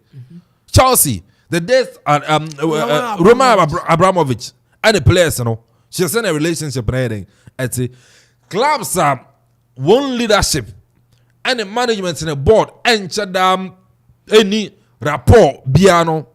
They find it difficult to win the Champions League. But Glazane fans, in Tembe Basa players and Shadan Kawan go and now Glazer and Shadan Kawan players and it has been very difficult for Man United to win the UEFA Champions. The last time United won the Champions League was in 2008. So I said. So if PSG feels that Messi Champions League, so the fans will be attacking us. They've attacked Lionel Messi several times. They went to his house, attacked, insulted, whatever. Threats are what the man. Same applies to Neymar, same applies to Mbappe. And the PSG fans need to sad way. Say in penny for the system now. I'm used to team and I'm more individual players. So look, the PSG fans need no problem, but they are just being hypocrites. They feel so you're messing with the waba. Or your name with the waba. Or only fans, when fans are angry with players the reason I'm a players the amount of money you even take. If you say you're my Oscar say now mobile paper, that's how fans react towards players. So fans bufu players that's the reason why. If you say you're my Oscar on mobile beer, or caliber now want to sell to me my trophy and now my. I'm by a French league one store more. But that's what I'm saying. Say they are being hypocrites. They are being hypocrites. They should let Nathan Al-Khalifi say no. Yes, system. Yen to bo asin yen team no system ni how we run the club. Yen go for sporting director. Yen go for sporting director. What's the system now? Say what's the game now? Say and from then the sporting director in his own senses and as in his own ideas. Because okay, this is the coach obey to me then Abua club no. Or go for coach ni ba. Yen man the coach ni free role and the free will say on obey to me the actual player. Obey so obey club and no obey ni system ni be. And yes, PSG won't achieve anything. Look at the play, with the exception of Ronaldo, Cristiano Ronaldo. No. Ramos now. Players at Bang Solo, Nima were top notch class players. Only one more Paris Saint-Germain. Ashraf Hakimi, Dortmund, Real Madrid, Inter. Even the current players, PSG, can you players? Over the years, Mabubama, David Beckham, Abebo PSG. One Taman Nisa Khalifi Mubeji club no. You brought in David Beckham, Javier Pastore, your friend is Abrante Lavesi. When you play some poor club no. Edeko. But still, it's always been the French League 1. And this time around, Kafe. So I'll tell the fans that they shouldn't blame these players, but rather they should blame the head, the directors, those are involved. our club no one a one fa or in charge of the club no one fa blame no and so Emma. Okay. Coach and as a referee Anthony Taylor issues no. For me, for Roma fans to attack the coach and the family no and the referee and the family no, I would describe it as very barbaric in some sebe. Referee a code game. You feel that decision be a stand coach no when Yamao. The referee didn't award the penalty. VAR had the opportunity to review the decision a referee take, you know. VAR could review decision, no. VAR came out and said, decision a referee Anthony Taylor take, you know, ne kwanswan. And no, referee kwashe VAR, whereby VAR now kasa prompting say go and check ebia decision here take so tight, difficult for us to even into work. But this was a decision. First one by it's not the same VAR and catch it. Anthony Taylor says severe penalty in your penalty. VAR the catching on Goshe. So no pointing to the sport to say a penalty. Yes. He took his own decision, say a penalty. And a VAR friend catching is a nyedeng. And yet on one Goshe. This time around, also a penalty. VAR had the opportunity to tell him say referee Anthony Taylor kwana Goshe na a penalty. But VAR can Genesis on Goshe and your penalty. Referees in fact one pen Goshe VAR. People should understand. Say referees now and you want a communication. We have about 4 people sitting in a different room where VAR and Ejuma. One is about majority. I'll be at 3 against 1. I can say referee Brandon Beshe. If the 4 in take a decision, say and your penalty, and your penalty. A penalty, a penalty, a 2-2. It be a referee, they 2-2. Back on one above the final person, or be sure a penalty. I 3-2. They take decision, they move. Majority. It's we the fans we should understand. Say, and your referee nip no guys make question. No. We should learn when we are watching the game. We should learn. So for Roma fans to attack the referee and the family, our airport. In Akuffo, I saw any personal security class or punch it fan be. Yeah. Because I know I attack it. The wife. These are some of the things that we are growing in football. Ghana and Quebec as supporters Sebi and NBA hooliganism. Abrofono so Sebi to trust them. We should understand. You game every I saw Marino Okojina car park on any antics. I understand that. I know how. I know how Marino. But for the fans to go and attack the referee at the airport, to no, for me, yes, yes.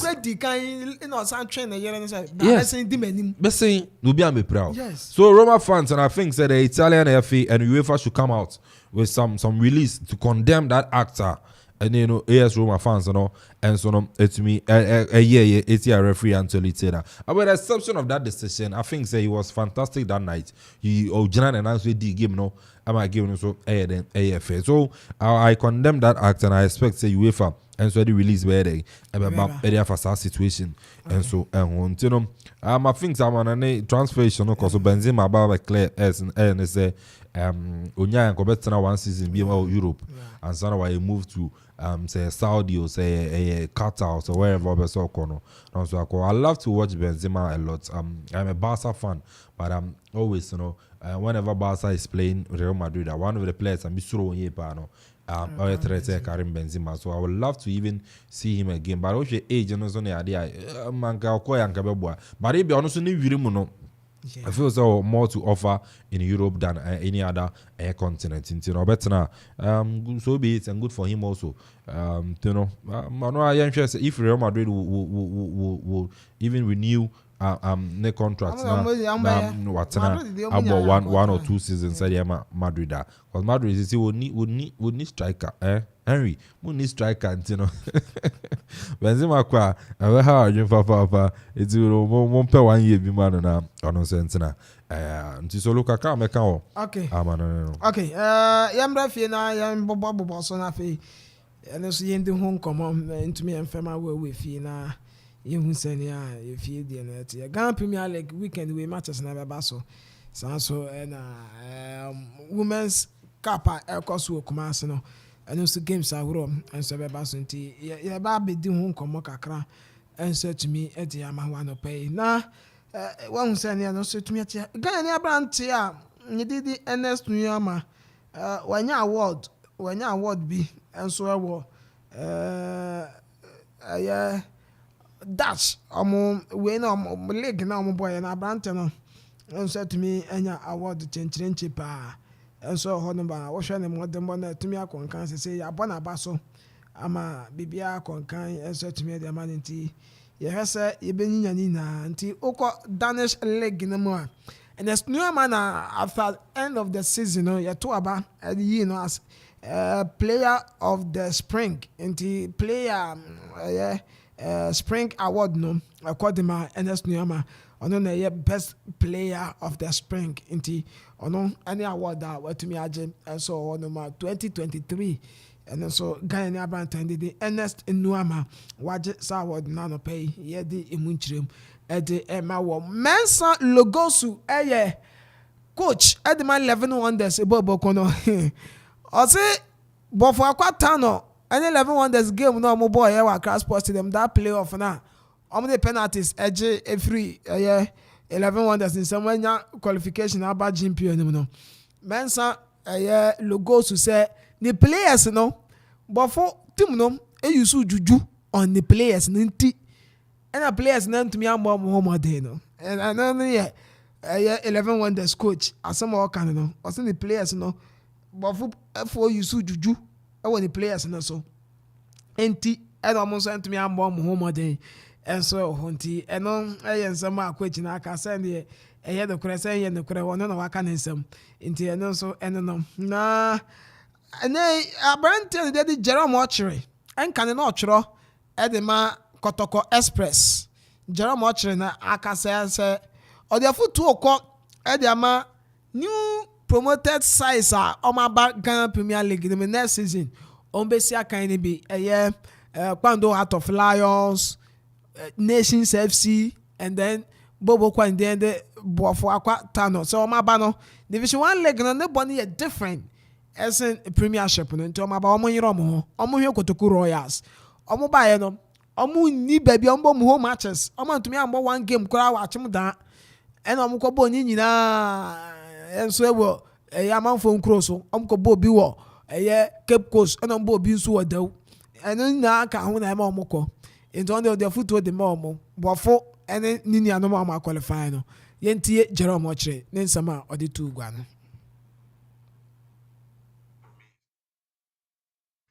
Yes, Sabaka Jerome Ochre and the voice no.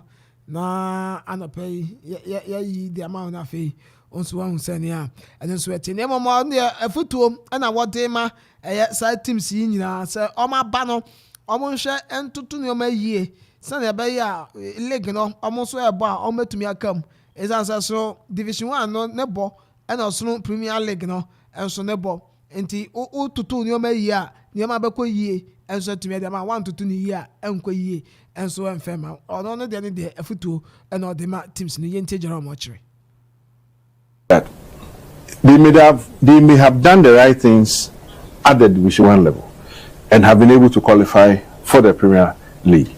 But they have to bear in mind that what pertains at the Premier level differ in many ways from what exists at the Division 1 level, in the sense that Kotoku Royals, and I think it is something that we have to find out how they were not able to have a game at Achimoda where they played virtually all their matches. Can I interrupt you?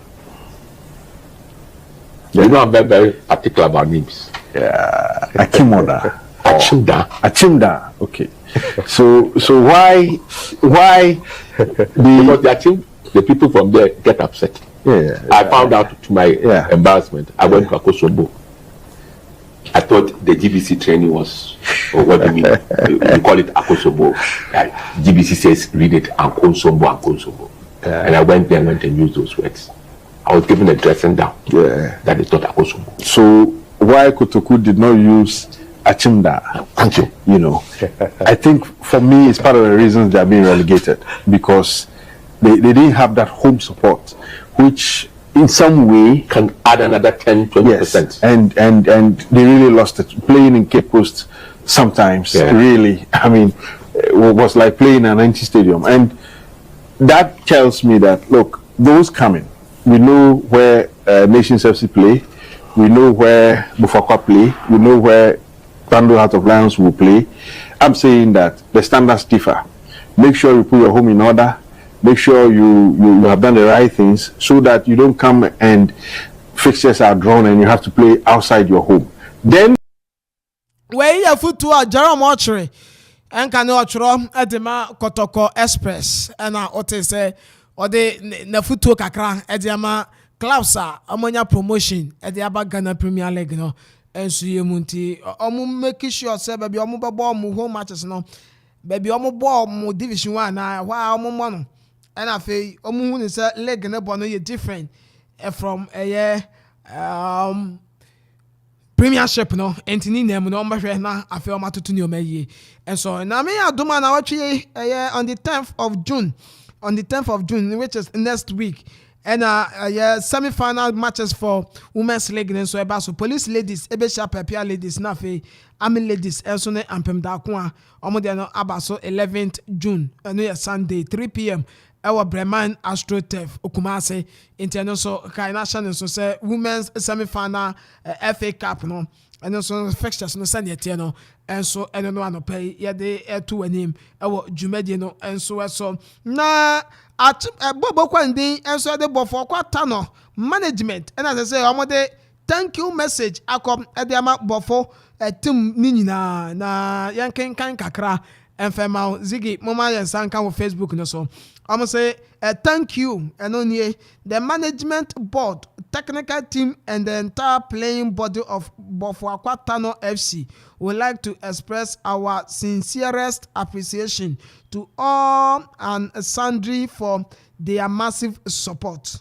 We are indebted to the people of Sunyane, Bono region, and the whole Bofuakwa fraternity for the wonderful support in all ways. We are now counting on your support now more than ever, as always. And so thank you messenger the management of Bobo Kwanidi and so the Bofokwatano to me ede aba anopenso yedi emunchemu kakra and so ede ema jumede so ama wa husenia and so to me ete e Ghana Football Association executive council no ama tenase and so at the date at the aba for ordinary session congress at the Ghana Football Association and then ama tenase at the session date ni bibia and so to me at the ababa to go away ebe 29th ordinary session of congress and on this and etiam and the Ghana Football Association for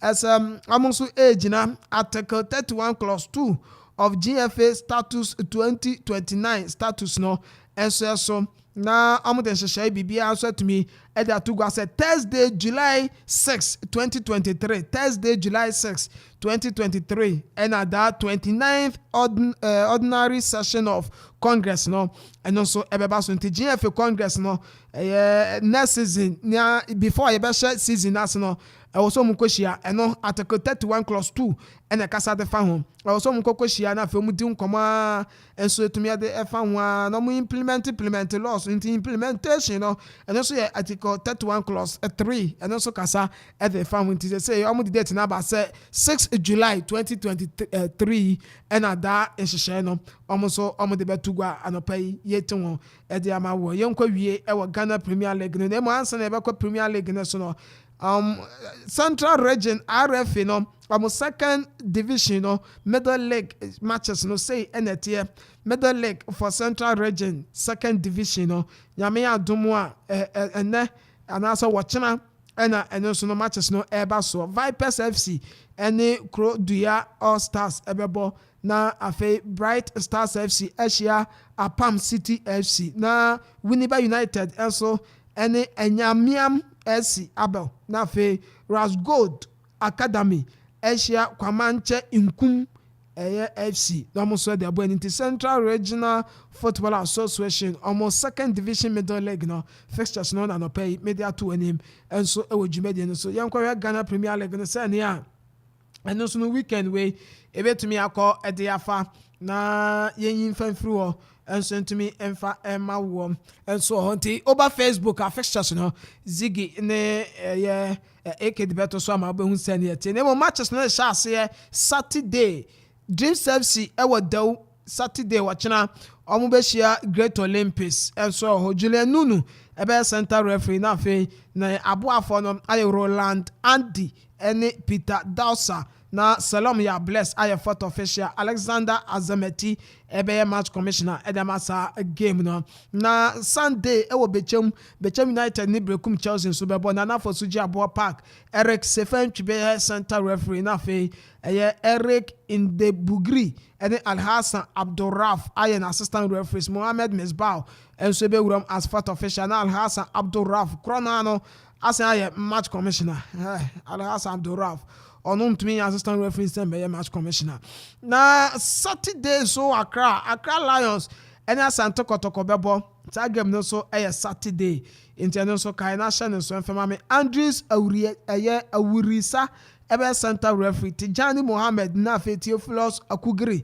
and some assistants na fe Charles Bulu aye fourth official match commissioner no ebe John Yakubu ono so be match commissioner live on Star Time Television tika national so Saturday chrono ano and so with Dr. Kwame Chase Sports Complex Kinfesa ebe bo Legon Cities and so be so Rastom Gamali Senogbe and ebe center referee Courage Kudofia set Ableto ono so be uram as assistant referees na fe Dr. Imoro Osman and so aye fourth official and so atamambe shia bobo kwandidi Ediana FC wanana kwa Manansa Park Eric Owusu Prempe ebe center referee na fe Steven Balangwena anu Kofinya Akumbekai and so assistant referees edi amamo Adari Abdulatif ebe uram as aye fourth official Kotoku Royals Sunday ensom ewom daw any Tamale Cities ebebo Robert Muse ebe center referee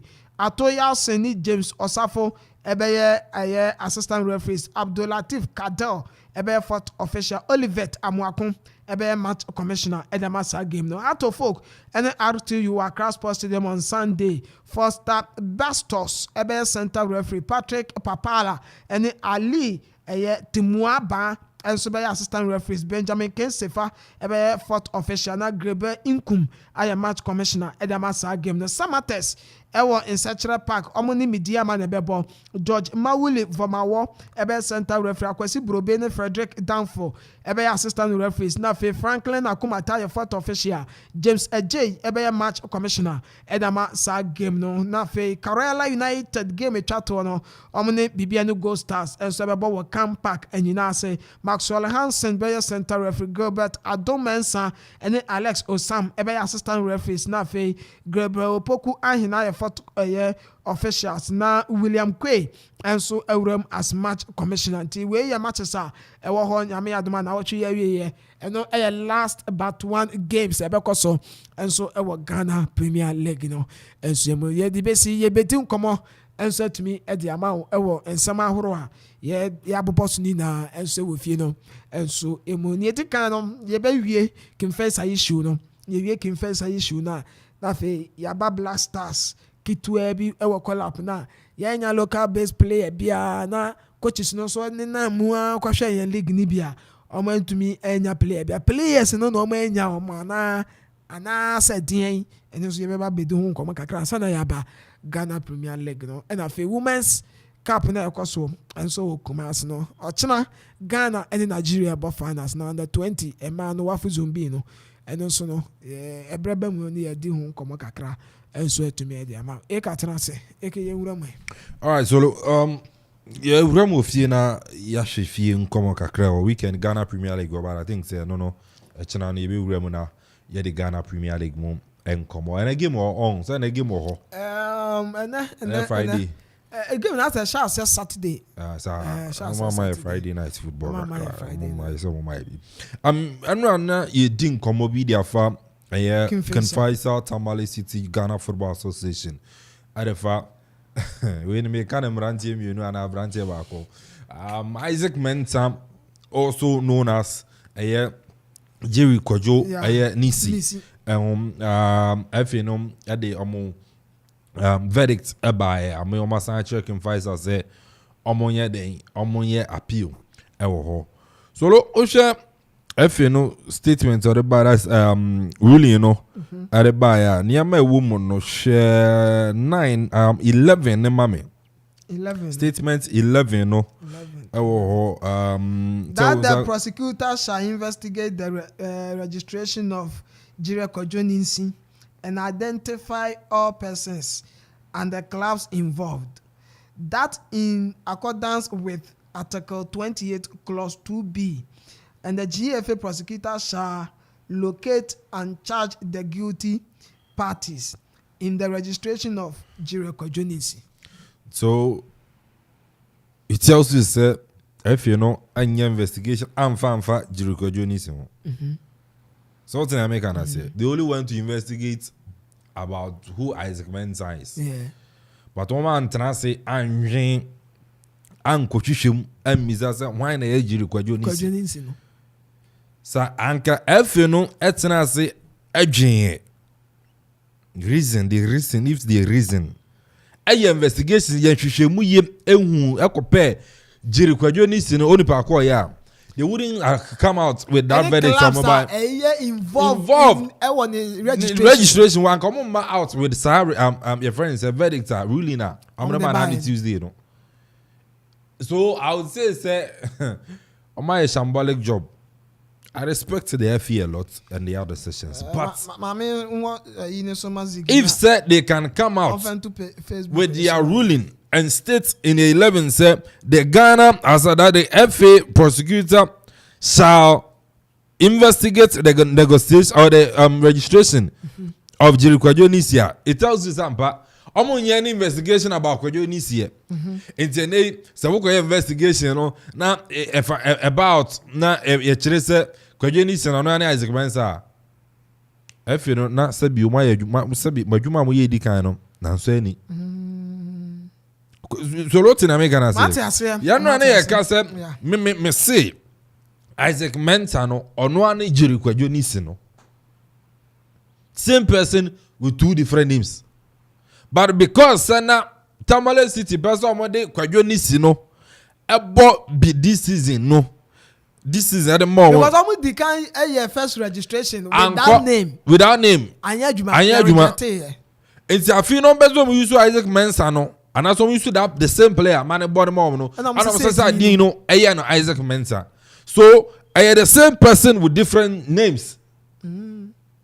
Different your friend is saying a registration number because what about somebody is a different registration number.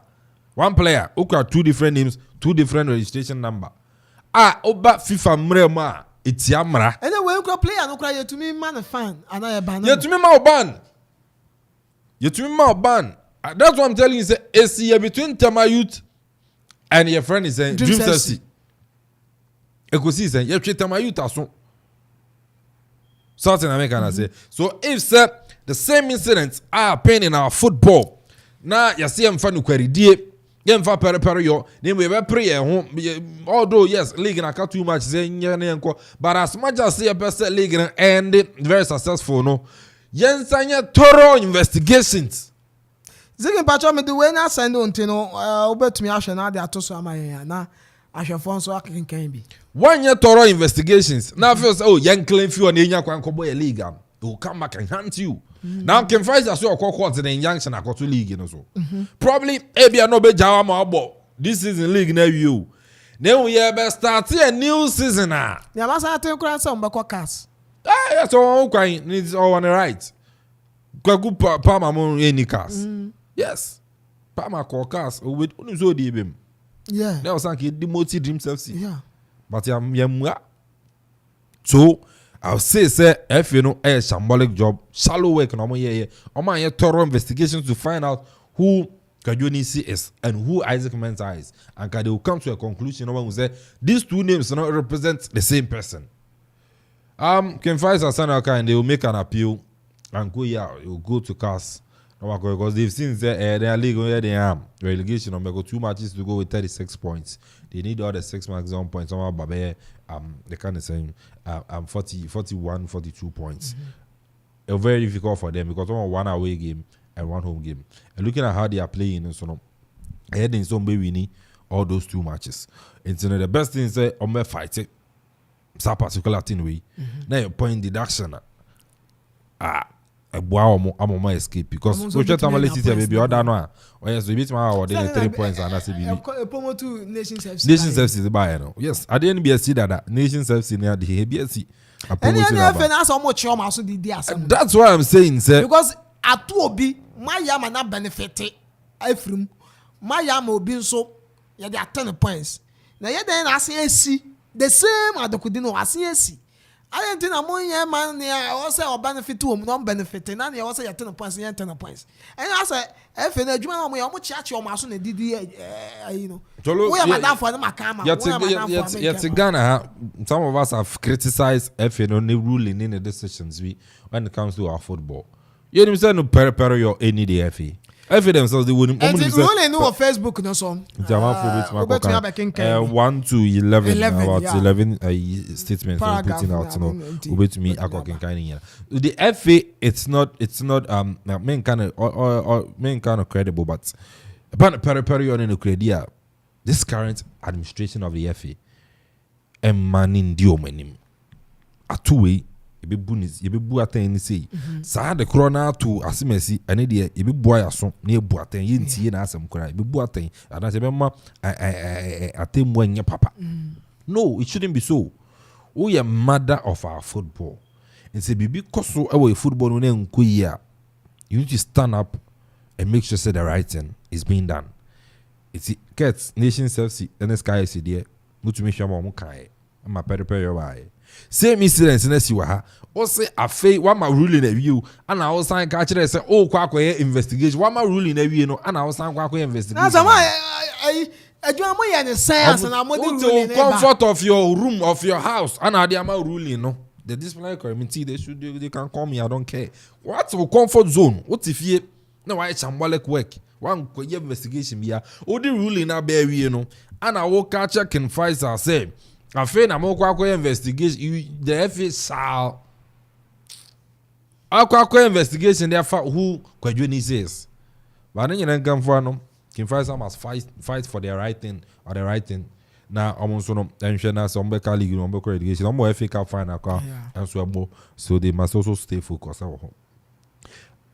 Black Stars. Any local players issues. Over the years, you say it didn't see a ball league baby. Now the best player in our league, the top scorer in our league, Ying Huamo in our Black Stars team. We criticized the FA, we've criticized the Black Star coaches. The last time a local player able to remove Black Stars was a Brand and so no Danlad Ibrahim. And I think so no every year Barney. Now Barney ko Zurich, Switzerland. Danlad Kotoko, Kolapono Wanyabi. Let's be fair to the coach. And let's be honest to ourselves. Amanfo can say coach, at all the various league centers. Last week you can share your friends Adrian Dream Self game nibi. So far as our tour, the league centers in it was on free local player league. No. Or tour the league centers, share the quality of your league in him. Player of friend about Black Stars, so which one fit into the system of a sobo. Now, Solo, tell me, currently in our league, player Ben Algidi say, obit me about Black Stars. Tell me, what the man one. Currently, your league are able. Maybe another top, maybe another second. Kotokura has a relegation. Mami, one player in our league, players are from a Black Stars, some player near better. I see your movie. In the Lampton to me more. This is a Lamptey performance, they say. Injury. Yes. So the kind of Richmond Lamptey this season, it won't me fit into the Black Stars. I bet Nego Teta share 16 league goals. Yes, I understand. Yeah, strikers say no. Yetunsa from Jordan are you, Andre are you, Inaki Williams in the question actually. Who come goes boom this season. I think someone say Endu Abednego then. Yes. But the caliber of our strikers are afraid. The character, the intelligence. Our mother born and it be na. Look at our league. The competitiveness of our league, anywhere. Solo, Abednego to the sea anymore. Oko Hati Folk, Amfa. Oko Kenfaisa, Amfa. And Pempe about BB any gold stars, and Afadia man. It doesn't automatically guarantee him a call up in the Black Stars. Okay. You need consistency. Ovekasi Inaki Williams, Nancy and Ofia Sisi goes. This is your boy Anna goes in my second round. Yana Beshi goes in Mam Bobao. But consistency, over the 5 years, near 6 years, he has been consistent. For a team and it ain't Bilbao. I want to hear Ukraine and the say, your friends say, Nike, we have Bob F. his own bride. Bewa, joy consistent. Andre, are you?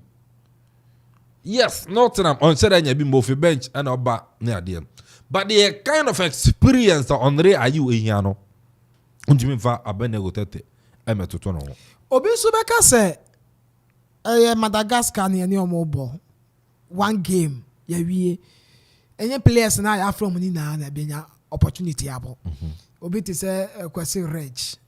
Likely on your opportunities where Obaka see a Kanyabo Bonibi. And a bad defense Obi to say Joseph Edu. Likely so soon in your opportunity that day. So say on the Super Bowl Bintianka. Some players no your opportunity I from quarter bench. Na local players ni bi nkuso quarter bench wo nanka. Yeah, more exposure. Yeah, ball Angola game no. Obi empra wo mama yen obi amfa obi ama. Jiku empra. But 22 Salisu training ground so you training no prayer. Ene Angola 2 games nyina one mobi. And you Joseph Edu mo na be boy. Enti if say Joseph Edu this season we bought almost all the matches at the Celta Vigo. I was Spanish Premier La Liga, Spain Liga yeah bono. About almost all the matches at the Celta Vigo. Yem fan in trench remember yem freno because of about better bench inti. Yem mami one local defender. This season, I'm not talking of the past seasons. This season, the morning monstro essing Joseph Edua. Who is here in better bench? The local player better bench. We should sit down as a country. We say your league ni good. We are not getting the quality. It's your man you drink your league. So say bit I produce quality players for the Black Stars. What about the goalkeepers? Right. Goalkeepers. Goalkeeper, right? Yeah, keeper beer. Lawrence Atizigi, Nigeria best goalkeeper of Switzerland. Switzerland, yes. Currently, he is the number 1 goalkeeper for Black Stars. Joseph Wallacott, and your injury, and Kono your number 1. You know. Abdul Manaf Nuruddin. You know. So, it's about goalkeeper. Again, Stars goalkeeper Joseph Ado, Asanto Kotoko 2 goalkeepers. Why? Danlad. From Danlad, uniform. Danlad, what? Number 1 goalkeeper for the Meteors. Meteors are some yeka. Yeka the senior national team. Okay, what about Frederick Asari? Is Frederick Asari better than Atizigi? Minkaso better than. Is Frederick Asari better than Jojo? I'm asking a question. If say be at the bench, I'm on the exposure. Jojo Wallacott on the bench. Yes. Frederick Asari better than Onoana. National experience. National experience. Frederick Asari is very young. No, wait. Frederick Asari is a young goalkeeper. This is the first time I Frederick Asari performance in our league. Lions not on bad. Do. Menkasi not bad. But Obako were improving. The improvement no any better than Jojo Wallacott, any better than Abdul Manaf Nuruddin. And Obisubeka so we the opportunity also. Opportunity by. Dan lad call Black Stars or TV. One check. But say man, your friend no. Yes. When you are better, so, exposure. When you are good and better, now more sura. Ghana for now be fight am. I mean, wako Black Stars. Gan wa na on me no ntia ana Ghana fo yenya ye fa se ye mfre fie ba ne nko World Cup. Ya mfa na nko. Me no nya ntia na exam fa dan land nko World Cup ya mfa na nko. It's ni dan land form adepe. O se mfa nko tournament mu. Ana mfa nko Black Stars. Obi a me no nyina you agree. Ghana for jitum say dan land Ibrahim performance this is anya better. On deserve the Black Star call up. Me on the end they are 20. Freddie Casario performance na Okano. Even Freddie Casario performance anya better than Joseph Ado. Our Diana Stars. So that's what I'm saying. Say Omukra combine and Kasakran performance anya better than Abdul Manaf Nuruddin. And I know so na me say Obi Sobeka say Abdul Manaf any opportunity while any opportunity other Black Stars goal post. Yeah man. This goalkeeper's opportunity no almost on that goal post solo. Obi Baka said if say opportunity never I say you be who almost opportunity be. And they can do better. Maybe they can do better more maybe in a player na Hong Kong also see em fa you have 3 goalkeepers people. I know. You have 3 goalkeepers. You Joseph Walacott, you dan will be more. Ose. There will be more. I'm just saying. Until they catch us. Ose there will be more na person will be better na bench no. Yeah Maranaf Nuruddin en got na bench na. Mema yem frɛ nana bibisa mema yem frɛ Joseph Walacott na obi be kan sa enti they are better than the options na performance kwa san anko ye kwa no better than better than woma over for no so wache am wo so nchi ma wo Frederick wa local league ni ya hwe no o the performance obi a win the performance ye hu was soro oya de e local league ni mu baro de no beto so ne so e fa ne owo Europe no now the almost so near so now compare way options now Friday can you better and say in your Europe no so we are trying to trying to tell me say near what men fan division 2 away England no he's more better than the Obo Premier League or Ghana men can't say the division 2 because Jojo Walacott war that side men can't do any or division 2nd division our English football men can send your England second division better see a Premier League player me say o do want to so near so where Bakumo do same Bakun simple Frederick Asari might be a better goalkeeper I say another goalkeeper somewhere Razak Barima oni amanane you see but currently I better say Frederick Asari now no what in America can I say but don't go for Joseph Walacott over Manaf Nuruddin, over Lawrence Atizigia, Frederick Asari is not better than them. Sisia, as much as any performance I also league in no, you better see him. If you ban a performance or league in no, you better see a be it's your man a friend. What in America say? Okay. And can strike as a crowd of Becan Bobena Tekpete or Europe. You more than more was saying. I question oh no nobody me no ndey anka me no be ya squad na betu me dey atoso amaye now can dey me no be ya adwen na mom there is no player in our league currently who deserve to be in the Black Stars. I'm being honest. We've been fighting for our local players. Say you're from. The reason I hear fighting is say you're from is say but this time around modern more needs to player be anyone modern was who deserve a Black Star color. I bet Nego might score 16 goals for BBN Gold Stars and in our local league, but it doesn't automatically guarantee him say Uncle Black Stars. No. And Masa. Jordan, are you the most fought player in the English Premier League? Yeah, this season. They be a me bisa Amanfo kasi na Jordan asan yen dropping in there na me bisa say. When we say coach be about Black Stars out. What drop Jordan are you from the squad? Well, young can collapse side them. Coach be Crystal Palace, coach be baby or the yeah. Patrick Vieira by. Tama we call ye coach or your call and son of Vieira by. Vieira by any coach we are signed by. Or week in, week out. One year in 45 minutes. Black Stars, Siki Akono ba, Coach Milo ba, Kwesi Apia ba, Ayaba, Utuado aba, Avrangrant maba, Ayaba, Obia Freno, because they know what is in the boy and what he can do. If you are your boy, Open player, see you trying to do a power English Premier League. Jordan are you? If you are not your players, get to the woman. Yeah. Kevin De Bruyne, Bernardo Silva, Ellen Haaland, Harry Kane, Mohamed Salah, Bruno Fernandes, play Rashford no more players our English Premier League no nyina no. About 18 clubs or 20 clubs e born emu players nyina no. Eti ni etwa no pa, otwe ani etwa no. Otwe ani etwa no. Enye se etwa no ke otwe ani etwa no. Otwe ani etwa no Ghana ni Jordan and you. Chelsea born no mbo.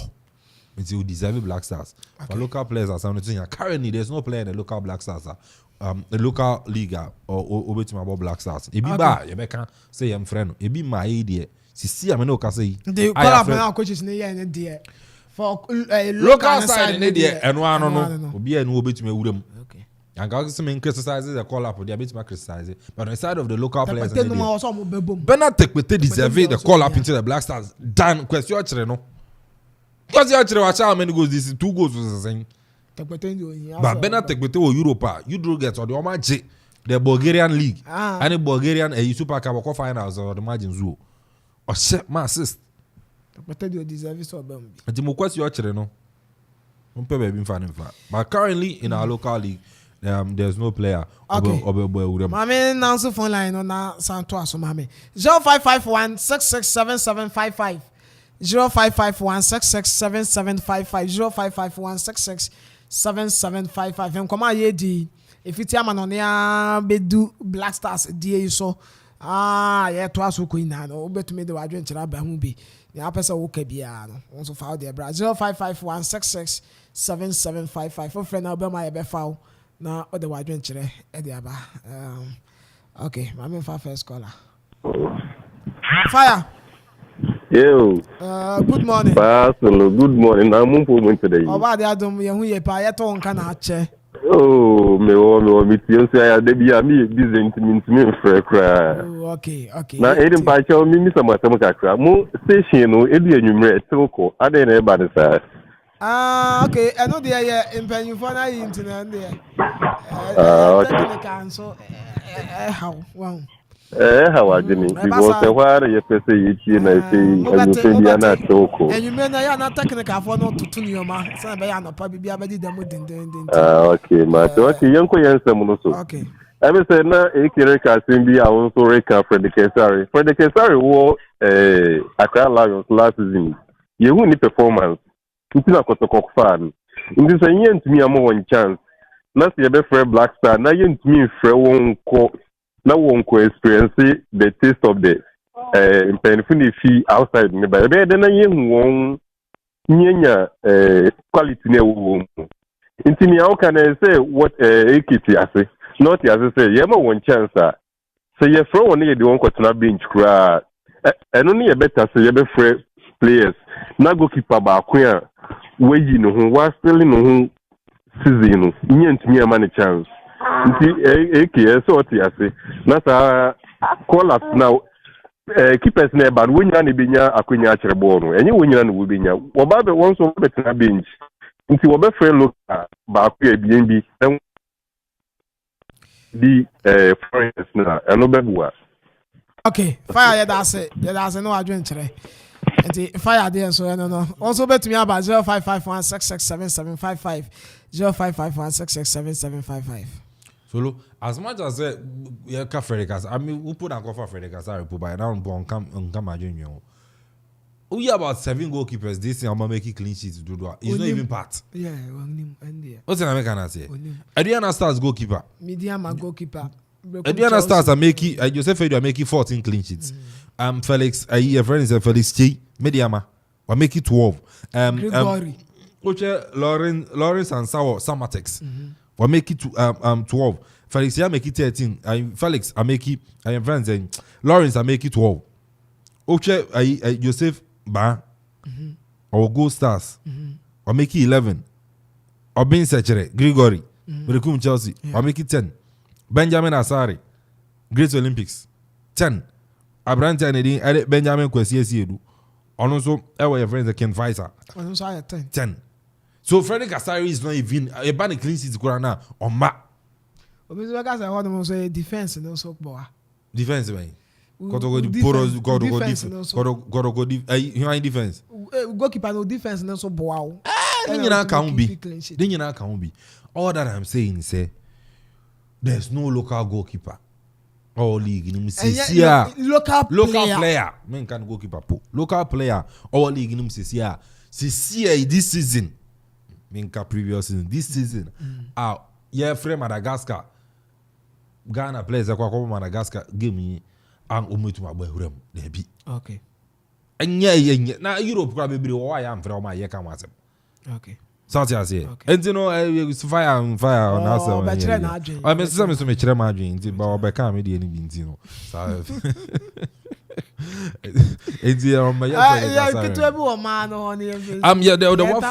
The Waffle Zone B tournament, you know. I think it's a China grand finale, you know.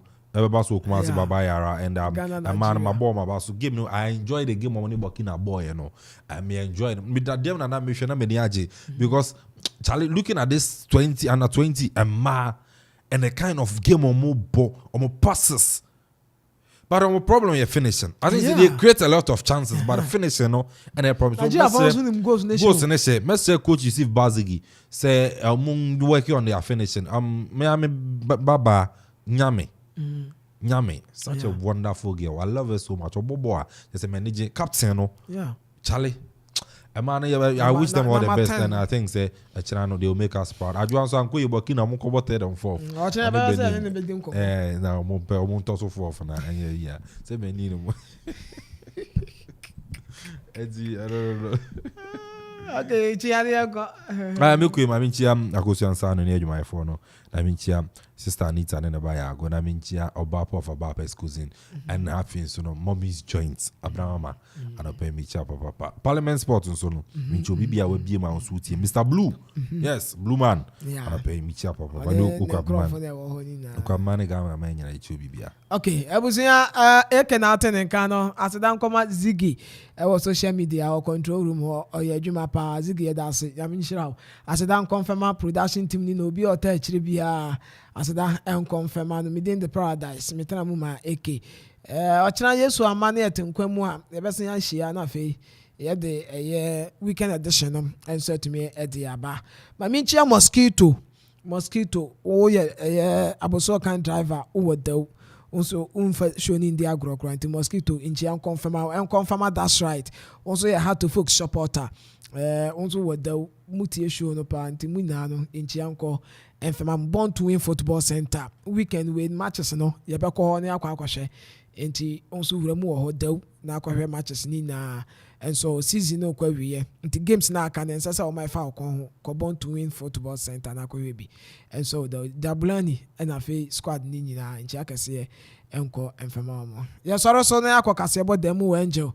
Nafi Yadini Akano. Ato aso Casebono, eto aso diamond.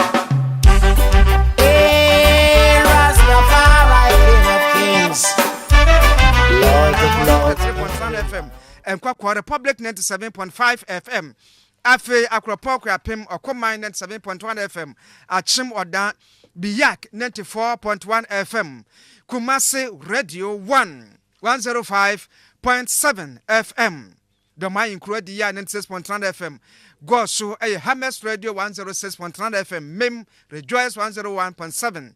Takwa Uwas FM. And also Afa Ama and Bebre etise watching ehu no.